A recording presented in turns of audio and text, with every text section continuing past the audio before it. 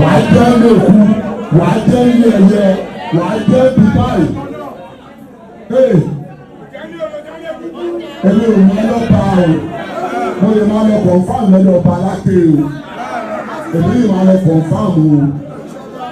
Ìwọ́n tó ló jọba mòwe tó jọba mòwe tó lọ dá sí ọ̀rọ̀ election ọ̀rọ̀ pátì ní Ògùn State.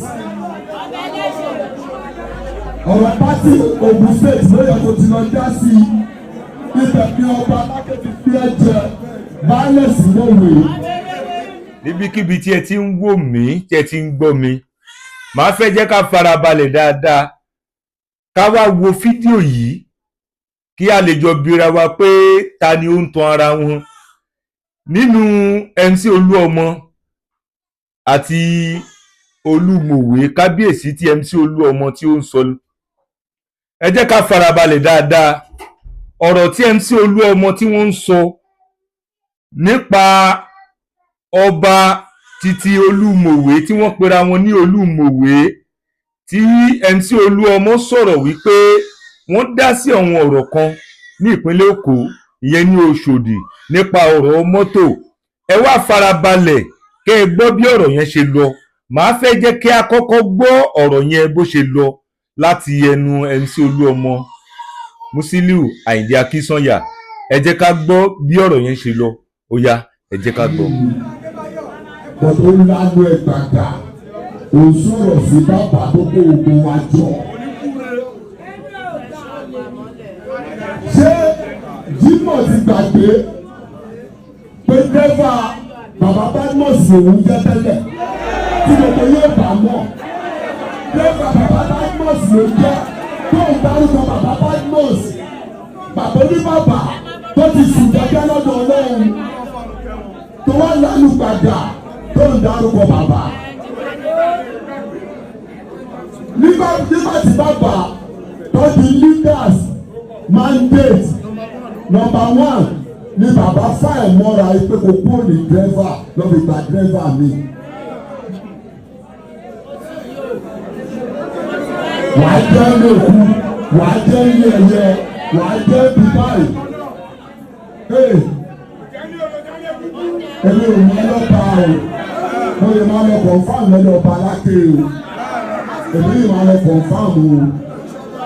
Ìwọ́n tó ló jọba mòwe tó jọba mòwe tó lọ dá sí ọ̀rọ̀ election ọ̀rọ̀ pátì ní Ògùn State. Ọ̀rọ̀ pátì Ògùn State ló yẹ kó ti lọ dá sí ibẹ̀ bí ọba aláké ti fi ẹ jẹ baálẹ̀ sí mòwe. Kò wá wá sínú Òṣòdì òun sọ̀rọ̀ sí leaders wa kò tọ́ sẹ́nu ẹ̀ o. Jimoh Adébáyọ̀ kò sọ sẹ́nu ẹ̀.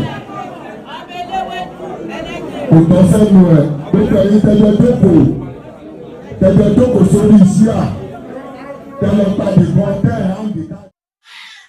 Lẹ́yìn ìgbà tí a ti gbọ́ ọ̀rọ̀ yìí bó ṣe lọ, bí MC Olúọmọ bí wọ́n ṣe sọ̀rọ̀ nípa ẹni tí wọ́n pera wọn ní Olú of Mòwe, ẹ jẹ́ ká farabalẹ̀ nítorí àṣírí nǹkan tí mo fẹ́ tàn mọ́lẹ̀ sí nípa ọ̀rọ̀ ọba yìí. Gbogbo wa náà lájọ mọ̀ wípé ọ̀rọ̀ ọba dé, ohun tí ọ̀pọ̀lọpọ̀ àwọn èèyàn tó yẹ ká farabalẹ̀ pẹ̀lú ẹ̀ ni. Ṣùgbọ́n nígbà tí mo rí fídíò yìí tí ó wá ti wà lórí social media tí ọ̀pọ̀lọpọ̀ àwọn èèyàn tí wọ́n ti kọ́mẹ̀tì sí, òun ló fàdí abájọ tí mo fẹ́ jẹ́ kí ọ̀pọ̀lọpọ̀ àwọn èèyàn ká mọ ìyàtọ̀ nínú Olú of Ìmẹ̀dú àti Olú of Mòwe. Ẹ jẹ́ ká farabalẹ̀ ká wo àwọn picture àwọn ọba méjèèjì. Olú of Mòwe òun lẹ̀ ń wò yìí, Olú of Ìmẹ̀dú òun lẹ̀ ń wò yìí. Ọba His Royal Majesty Ọba Jimoh Adébáyọ̀ àwọn ni Olú Ìmẹ̀dú ńlá. Ọba His Royal Majesty Ọba Yàyà Oríyọmí àwọn ni Olú of Mòwe. Àwọn méjèèjì náà lè rí picture wọn yìí. Ṣùgbọ́n mo fẹ́ jẹ́ kí ẹ mọ ibi tí ààyè wọn wà síra wọn.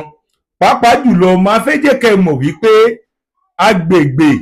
agbègbè ní Ìmẹ̀dú ńlá Mòwe jẹ́ sí Mòwe. gbogbo àwa tí a bá ń bọ̀ láti ìlú Èkó tá a bá ti dé under bridge níbi tí a ti ń bọ́lẹ̀ ibẹ̀ ni ìmẹ̀dù ńlá. Gbogbo àwa tí à ń bọ̀ láti ìlú Ìbàdàn, Kwara, ilẹ̀ Yíbò, gbogbo ẹ̀ ìlú Mòwe ní under bridge ibẹ̀ ni a wà yẹn. Àwọn ìyàtọ̀ tí mo fẹ́ jẹ́ ká mọ̀ nìyẹn, nítorí fídíò tó ti jà ròyìn káàkiri social media tí ọ̀pọ̀lọpọ̀ àwọn èèyàn ti ń gbé síra wọn wípé MC Olúọmọ ń bá Olúmòwe wí. Òun ni mo ṣe sọ láti ìbẹ̀rẹ̀ pé ta ló ń tan ara wọn? Ṣé MC Olúọmọ ló ń tan àwọn ará Èkó ni àbí ọba? Àwọn ni wọ́n ń tan àwọn ará Èkó. Ẹ jọ̀ọ́ ẹ jẹ́ ká farabalẹ̀ ká tún gbọ́ fídíò yẹn sí lẹ́ẹ̀kan ká tó comment. Àṣírí àràǹbarà ni, àṣírí àràǹbarà ni. Ẹ jẹ́ ká farabalẹ̀, ẹ jẹ́ ká gbọ́ dáadáa. Ẹ ṣé púpọ̀.